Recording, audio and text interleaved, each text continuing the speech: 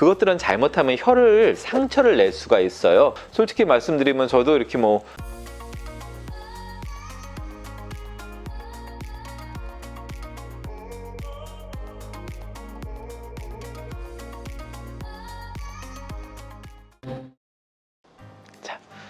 안녕하세요.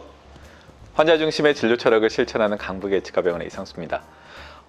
오늘은 설태에 대한 말씀을 조금 드리려고 그래요. 설태 그러면 우리가 보통 이제 혀 위에 생기는 하얀색 막을 이야기를 하는데 백태라고도 이야기를 하고요. 모든 사람들은 설태가 생깁니다. 그래서 설태에 생기는 원인이라든가 이거 제거하는 방법이라든가 그리고 설태가 또 우리 몸에 어떤 의미를 갖고 있는지 그런 부분들을 말씀을 좀 드리려고 그래요.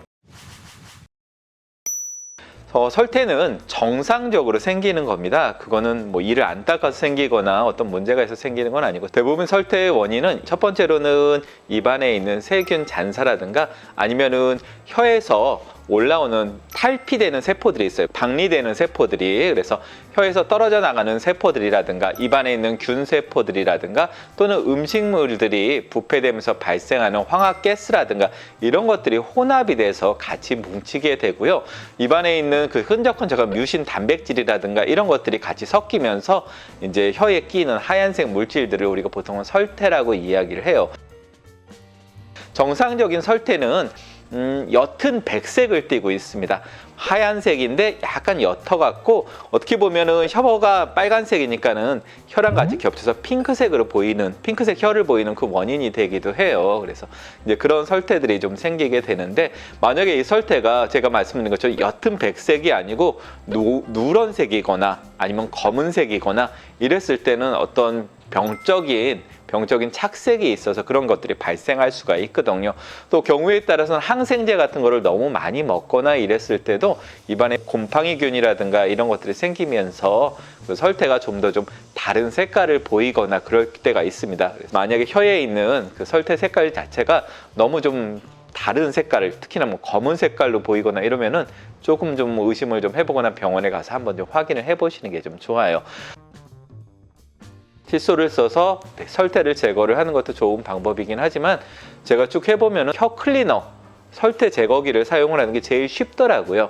설태 제거기에도 굉장히 다양한 종류가 있어서 플라스틱으로 되어 있는 것들도 있고 어떤 것들은 거기에 이제 고무 코팅을 좀 해놔갖고 혀가 다치지 않도록 이렇게 하는 것들도 좀 있습니다. 근데 저 같은 경우에는 제가 좀 써보면 고무는 약간 좀 부드러운 느낌이 나니까 잘 안 닦이는 느낌이 좀 나더라고요. 그래서 플라스틱을 주로 저도 사용을 좀 하는데 이 플라스틱이 되게 마감 처리가 잘 안 돼 있는 것들이 있어요. 날카로운 것들이 있는데 그것들은 잘못하면 혀를 상처를 낼 수가 있어요. 그래서 너무 날카롭지 않은 것들을 쓰는 것들이 또 좀 중요합니다. 또 너무 무디면 잘 안 닦이겠죠. 그래서 써보시고 본인한테 제일 맞는 걸 쓰는 게 좀 좋을 것 같고요. 그렇게 뭐 비싸고 좋고 이런 거 쓰실 필요는 없을 것 같아요. 솔직히 말씀드리면 저도 이렇게 뭐 그냥 저렴한 거 보통 1,000원에 2개 뭐 이렇게 들어있는 그런 거 쓰거든요. 그래서 그거 쓰다가 조금 때가 끼거나 그러면 그냥 버리고 다시 새 걸로 좀 바꾸고 이런 식으로 좀 사용을 좀 하고 있어요. 혀 클리너라든가 이런 걸로 이제 설태를 제거를 하는데 아무리 닦아도 이게 제거가 안 되거나 이랬을 때가 있어요. 하얀색이 벗겨지지 않고 그런 경우에는 편평태선이나 아니면은 혀에 그 각화가 조금 좀 이상 상태로 진행되는 걸 수가 있기 때문에 만약에 아무리 닦아도 제거가 안 된다 그러면은 치과를 한번 가서 확인을 한번 좀 해보시는 게 좀 필요할 수 있고요. 그 설태가 아예 안 생기는 분들이 있어요. 설태가 안 생기시는 분들 같은 경우에는 이렇게 혀를 보면 혀가 굉장히 빨간색 그 혀를 보이는 경우들이 있거든요. 근데 그런 경우에는 혀에 염증 같은 게 있는 경우들이 좀 있습니다. 그래서 너무 혀가 빨갛거나 이런 분들 같은 경우에는 조금 병원에 한번 좀 찾아가셔서 확인을 한번 해보시는 것들도 좀 좋아요. 혀가 부어 있거나 이러면은 설태가 아예 안 끼고 그냥 새빨간 혀 모양을 좀 보이는 경우들이 있어요.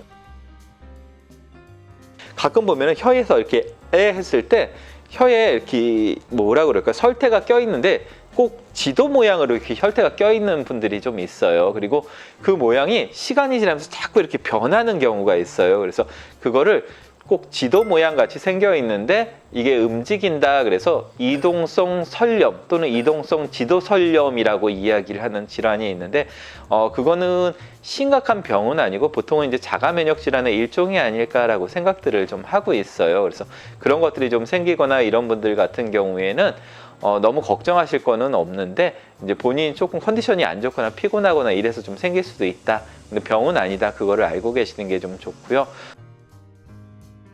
이 혀 맨 끝에 보시게 되면은 성광유두라고 커다란 유두들이 있는 경우들이 있어요. 근데 가끔 보면 이렇게 A형하고 이렇게 하다 보면 안쪽에 뭐가 이렇게 볼록볼록 튀어나온 것들이 있거든요. 보통 혀 유두 같은 경우에는 다 작은 것들이니까는 못 느끼다가 그 안쪽에 보면 뭐 8개 정도 또는 뭐 6개 정도의 이렇게 커다란 돌기들이 있다 보니까 이게 혹시 암이 아닌가 이러고 병원을 찾는 분들이 좀 있을 때도 있습니다. 근데 그건 병은 아니고 정상적인 유두의 일종입니다. 성광유두라 그래서 혀 안쪽 부분에 있는 부분들인데 이거 혀 클리너를 쓰다가 그걸 발견하시는 분들도 많이 좀 있으시더라고요.